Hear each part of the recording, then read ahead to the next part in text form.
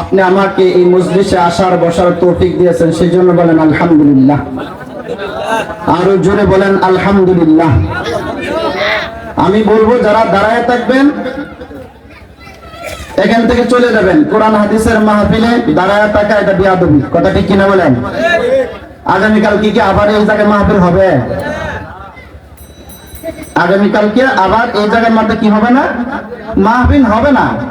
কোরআন হাদিসের মাহফিল যে জায়গার মধ্যে বসলে আল্লাহ রাসূল বলেন ঘোষণা হয় তো তার জিন্দেগীর গুনাহ মাফ হয়ে যায়। আর আস্তে কোন সুবহানাল্লাহ, আস্তে গেলে কোন জোরে নাকি আলহামদুলিল্লাহ।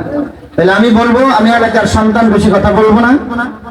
আশেপাশে যারা ঘোরাফেরা করতেছেন, সুর দেখার জন্য চিন্তা করতেছেন, সুর না শুনিয়া সকলে ইখলাসের সাথে চলে আসি, মাহফিলের মধ্যে বসে যাই, কারণ আগামীকালকে আর এই মাহফিল পাওয়া যাবে না। এই জন্য কি করেন যেত না, বিয়াদবি করেন যেত না। কোরআন হাদিসের মজলিসে বসার ভাগ্য লাগবে, কথা ঠিক কিনা বলেন? গিয়া দেখেন রাস্তাঘাটে দোকানপাটে মানুষের অভাব নাই, কথা ঠিক কিনা বলেন?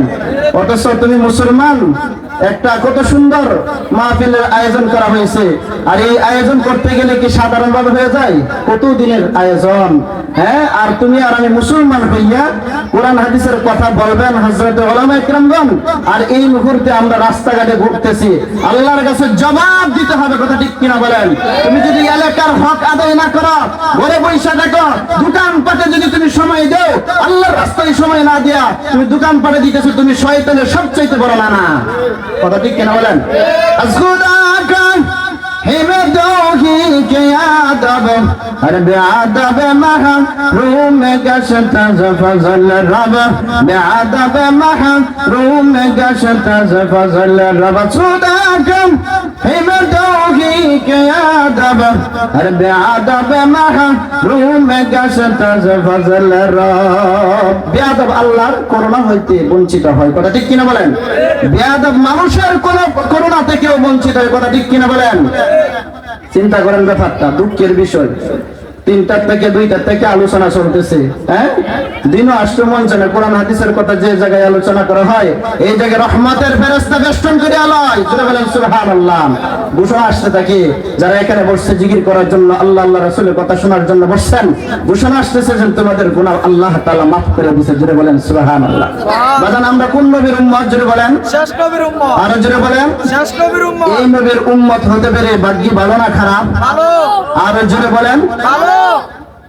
বাবাজিরা আমার, এমন নবীর উম্মত আল্লাহ তাআলা বানাইছে, কোনদিন দরখাস্ত দেই নাই, কোনদিন আল্লাহর কাছে বলি নাই, অথচ নবীরা পর্যন্ত আল্লাহ তাআলার কাছে দরখাস্ত করেছেন, আল্লাহ এই নবীর উম্মত কেন বানাইলা না? আর আল্লাহ তাআলা বিনা দরখাস্তে আপনি আমাকে আল্লাহর নবী বিশ্ব নবীর উম্মত বানাইছেন। বাকি কত বেলা বাগান আমরা নিজে নিজে বুঝতে পারতেছি না, কথা ঠিক কিনা বলেন? ঈসা আলাইহিস সালাতু ওয়াস সালাম বন্ধুগণ আমার রাস্তা দিয়ে যাইতেছেন, আল্লাহু আকবার, সময় সংক্ষিপ্ত বাজান রে। ঈসা আলাইহিস সালাতু ওয়াস সালাম সফরে বাইর হয়েছেন। কোথায় বাইর হয়েছে জোরে বলেন? সফরে বাইর হয়েছে। যাইতে যাইতে যাইতে যাইতে দেখেন সামনে একটা পাথর, পাথরটা সাদা দবদবা, জোরে বলেন সুবহানাল্লাহ। পাথরটা দেখিয়ে বাজান ঈসা আলাইহিস সালাতু ওয়াস সালাম ডাক দিয়ে বলেন, আল্লাহ এত সুন্দর পাথর আমি আর জীবনে দেখি নাই। রাব্বি করিম, আয় আল্লাহ তাআলা এত সুন্দর পাথর আমি আর জীবনে দেখি নাই, এত সুন্দর আশ্চর্য ধরনের পাথর। আল্লাহ তাআলা ডাক দিয়ে বলেন, ঈসা এই পাথর দেখে তুমি আশ্চর্য হয়ে গেছো, এর চাইতে আশ্চর্য জিনিস কি আমি দেখাইতাম।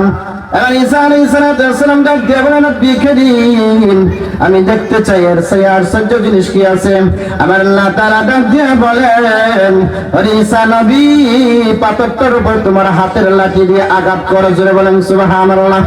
আঘাত করতে দেরি বাজান, 2 টুকরা হইতে দেরি নাই, 2 টুকরা হতে দেখে একটা যুবক পাথরের ভিতর থেকে আল্লাহু আকবার ইবাদত করতেছে আল্লাহ তাআলার। কাউনাইন কে মুখতার নবী তুমকো বানায়া, कौनैन के मुख्तार नबी तुमको बनाया उम्मत की निगहबान खुदा तुमको बनाया उम्मत की निगहबान खुदा तुमको बनाया बाबा जिरामान ঈসা আলাইহিস সালাতু ওয়াস সালাম যেতে আঘাত করার পরে পাথর দুই টুকরা হয়ে গেছে দুই টুকরা হওয়ার পরে একটা সুন্দর যুবক বাইরে হয়েছে এই সুন্দর যুবক আল্লাহ তাআলার ইবাদত করতেছে জোরে বলেন সুবহানাল্লাহ ও বন্ধুগণ আমার বাবাজিরা আমার খেয়াল করে শুনেন দিলের কানে শুনেন দিলের কানে শুনলে আপনাদের আল্লাহ তাআলা পরবর্তীতে আমল করার সুযোগ করে দিবেন জোরে বলেন সুবহানাল্লাহ ইসু খোনাজ রুশদিল বায়ান শুনো इसको नजर उसे दिल बायद सुनो उसे गुली जाला दाद ही ससन उसे गुलबा जमला हैवान हमदमास उसे दिल मखा सुस नजर आदमास उसे दिल मखा सुस नजर आदमास এই জন্য তোমার আমার কান আর গুরু বছরের কান একনি লা ইলাহা ইল্লাল্লাহ লা ইলাহা ইল্লাল্লাহ মানুষের অবস্থাটা দেখছেন হ্যাঁ এখনো রাস্তাঘাটে ঘুরতেছে ইয়াশারের পর দিয়া ও রাস্তাঘাটে ঘুরতেছে এলা দেখেন কেমন মুসলমানা হইছে আর কেমন ইসলামের দিক থেকে কতটা সরে গেছে আর কেমন মুসলমান আমরা কোরআন হাদিসের কথা শুনতে ভালো লাগে না অথচ দোকানে 5 টাকার চা খাওয়ানোর লাগিয়া চাল দেওয়া পানি খাওয়ানোর লাগে পাগল হয়ে রয়েছে আরে মুসলমান তোমার কপাল ফুরছে মোবাইলের মাধ্যমে মুসলমান সময় কম যায় না বেশি যায় জোরে বলেন আরো জোরে বলেন কেতার তলে মোবাইল গাছে মোবাইল মাসে মোবাইল বাড়িতে মোবাইল উপরে মোবাইল নিচে মোবাইল গাছের মধ্যে উঠতে মোবাইল দেখে কথা ঠিক কিনা বলেন হ্যাঁ বাথরুমে গিয়ে এই জাতি মুসলমান নাফাক কাজ করে বাথরুমে গিয়ে এরা গুনার কাজ করে কথা ঠিক কিনা বলেন মোবাইল থেকে আর সরানো যাবে না মোবাইল হইছে গিয়ে এরা তার সঙ্গী এই মোবাইল অবস্থায় যদি গুনাহ অবস্থায় যদি বাজান আপনার যদি মুখ আইসা যায় বলেন তো আপনি কি ঈমান নিয়ে যাইবেন না বেঈমান হয়ে মরবেন জোরে বলেন বাজান গুনাহ করার অবস্থায় কিন্তু ঈমান থাকে না বাজান বলতেছিলাম আমরা মুসলমান বাবা ছিলাম কোরআন হাদিসের কথা শোনার জন্য মানুষ এই মাঠ এখন ভরার কথা ছিল অথচ দোকান পাটে ঘুরতেছে আর চা খাওয়ানোর জন্য চেষ্টা করতেছে কথা ঠিক কিনা বলেন বলতেছিলাম ঈসা আলাইহিস সালাতু ওয়াস সালাম পাথরের মধ্যে থেকে একটা যুবক ইবাদত করতেছে যুবককে ডাক দিয়া বলে নামাজের শেষে ডাক দিয়া বলতেছে ওই যুবক এখানে তুমি কেমনে আসলা কতদিন হয়ে গেছে তুমি কিভাবে ওই জায়গার মধ্যে ইবাদত বন্দি করতেছো ইবাদত বন্দি করে তুমি কি পাইছো কয় হুজুর আল্লাহর পয়গম্বর এখানে আমি কমসে কম 400 বছর ধরে ইবাদত করতেছি বলেন সুবহানাল্লাহ কয়শত বছর 400 বছর ইবাদত করতেছি আল্লাহু আকবার আল্লাহু আকবার ঈসা আলাইহিস সালাতু ওয়াস সালাম সাজদা হয়ে গেছে মাওলাকে ডাকতে বলে মাওলা